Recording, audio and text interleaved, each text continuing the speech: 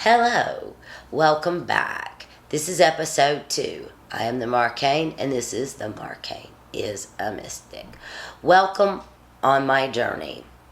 Today I'm going to touch on the topic of imagination.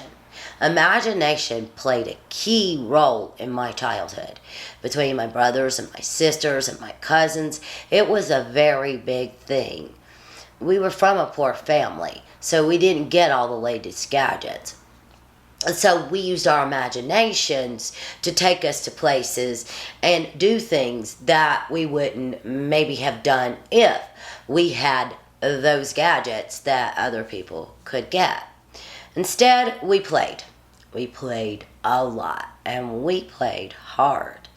There's this memory I have of I had to be maybe 3. And me and my brother and my sister, my older sister, were on this log. It was barely big enough to hold all our 6 tiny feet. And we would sing this song, I want to go to Hawaii, Hawaii, I want to go to Hawaii. And that's all the song really consisted of. And we would do this little hula. And we were so earnest in it. And we had such joy in our hearts when we sang this song, that I'm certain it put us at least at this peaceful place.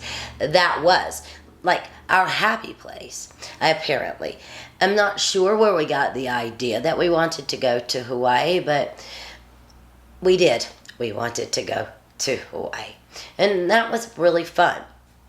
And throughout the rest of my childhood, imagination had played a strong key. Socks. We had a lot of socks where they would get holes in them. And my mom, my grandma, they didn't throw them away. I'm not sure what they were thinking they were going to do because I never seen them darn a sock. But instead, they just put them in the basket and they collected. And I'm not even sure whose idea it was, but one of the boys probably. But all of a sudden, we were rolling up these extra broken socks and we were throwing them at each other. Thus, the sock wars began. And we would run around my grandma and grandpa's yard. And they were living in these levels, so the next door neighbor would be up here and the other next door neighbor would be down here. So we were jumping off these little brick places where their driveway was. And we were throwing these socks at each other. Now, it got pretty stingy sometimes because we would leave them out in the rain, and the boys, well, they would still use them anyway, and they would throw them hard, and boy, would that wet sock sting. You would have a big red wellop, but then you would feel proud that you had survived the attack, and it was a lot of fun. So I had loads of fun with my siblings and my cousins as I grew up. Now, imagination, I believe, a lot of times as you grow older, you're taught that it's fake. So you stop really paying attention to your imagination. Don't daydream. You instead want to think about practical things. But I would wager that a vast majority of our advancements have come from imaginings, just the imagination of the person working on whatever it is they're working on, say cancer or how to get a new type of motor or whatever it is. I would wager that imagination plays a vast part in the advancements because they have to be able to imagine a new way because the old way isn't the way they still want to do this thing. Like when we were nomads, like someone or a group of someone's had to decide that it may be a better thing to settle down in an area with habitations.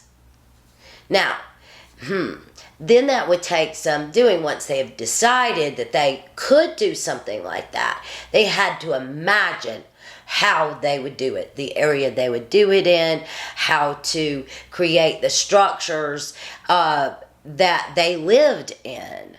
So these things all had to do with the breakthroughs in them had to do with imagination. Flying.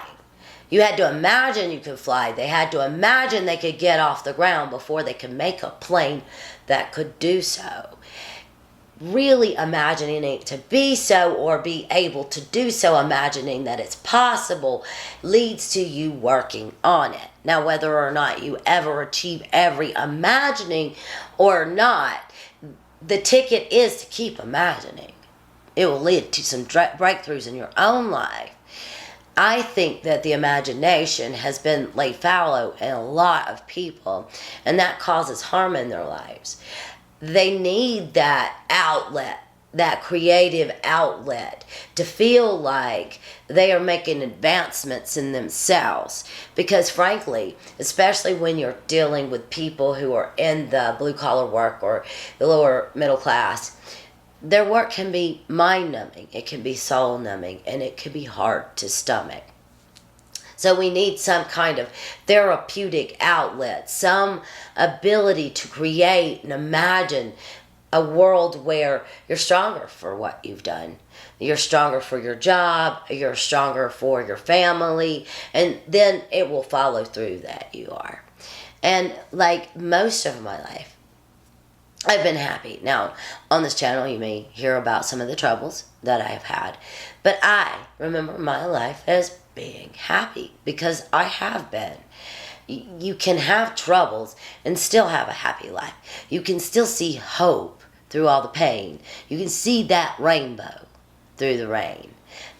This was a good conversation, and I hope to see you soon. Until then, from the bottom of my heart temple, if I don't see you in the next video, I'll see you in dreams.